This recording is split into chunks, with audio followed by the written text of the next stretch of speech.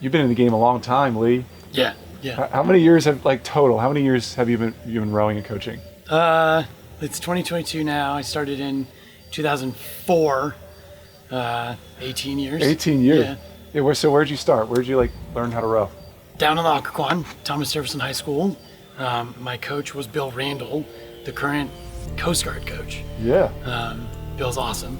And so you started, your freshman year was 2004. That's right. So that was the best year Thomas Jefferson ever. I hated him. I hated you guys. Yeah. It was freshman spring because we didn't have fall freshman rowing. Yeah. So my first practice was winter training, one of those Christmas 12 days of Christmas workouts. Yeah. And I had never been so good at something so easily.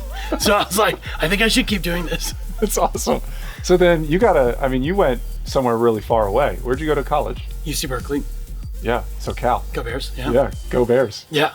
And what was that experience like for you? It was definitely going from little pond to big pond. I thought I was a big fish, but it turns out I'm actually not that large. And who was your coach? Who's the famous coach that was at Cal at the time? So my freshman coach was Jeff Bond, who is a mad genius. I love Jeff Bond. The head coach was Steve Gladstone.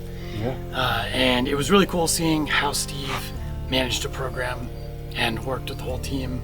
And Jeff certainly had his fiefdom, that's his word, there, but that was really cool. And then my sophomore year was when Tatey took over. I mean, just think about that. You had two of the most successful U.S. coaches almost of all time. Three, in fact, Jeff, Tatey, and Gladstone. Yeah. Well, that environment had to be intense. Intense is a good word for it. Yeah. Like a pressure cooker, almost. Yeah. There was one of my proudest things is that I came back and rowed sophomore year. Okay. There's a lot of turnover, but it produces a lot of great athletes and men. Yeah. And I learned a ton.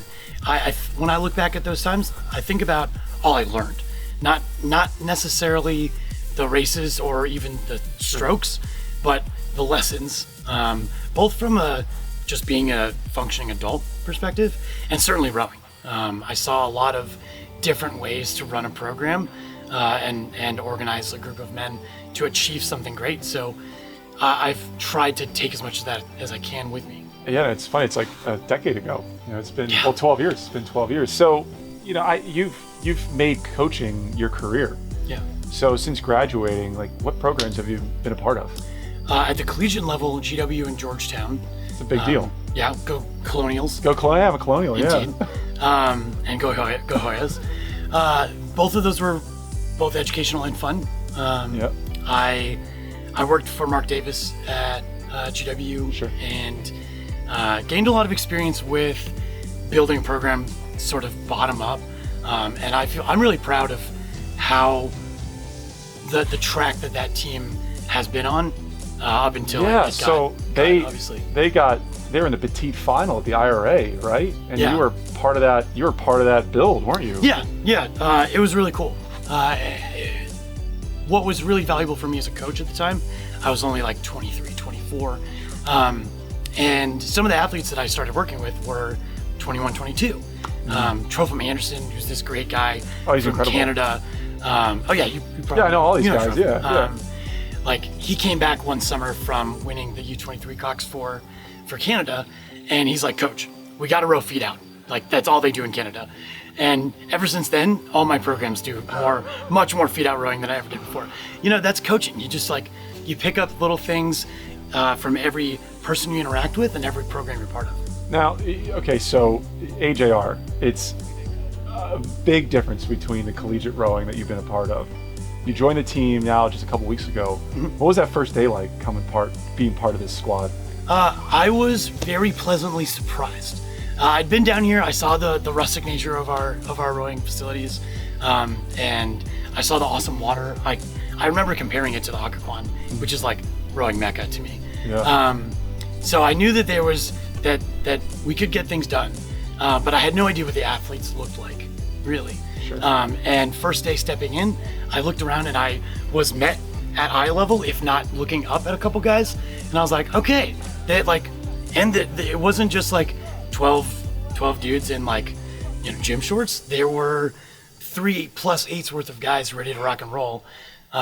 Many of them bigger than me. And I was like, all right, let's go. This is going to be kind of cool. Yeah, I know like you're pot committed. I mean, you moved to the Annapolis area. Your commute's really easy. What are your intentions with the team? What are you hoping to achieve with the men's varsity squad? So in the short term, my goals for this year are to just surprise the hell out of junior rowing. I don't have enough of a metric to say, oh, we're going to do XYZ at XYZ Regatta. Yeah. But I know already we are going to like upset the established order. And that's something that I've done a lot of in my coaching career. And so this is just another perfect opportunity to keep that ball rolling. Long term, one of the reasons I came here, talking to Coach Bridget, she wants to win a national championship in 5 years. And I'm on board. Like, I think that's totally doable. So if what I walked into is something that we can continue to build off of, I see no reason why that can't be the case.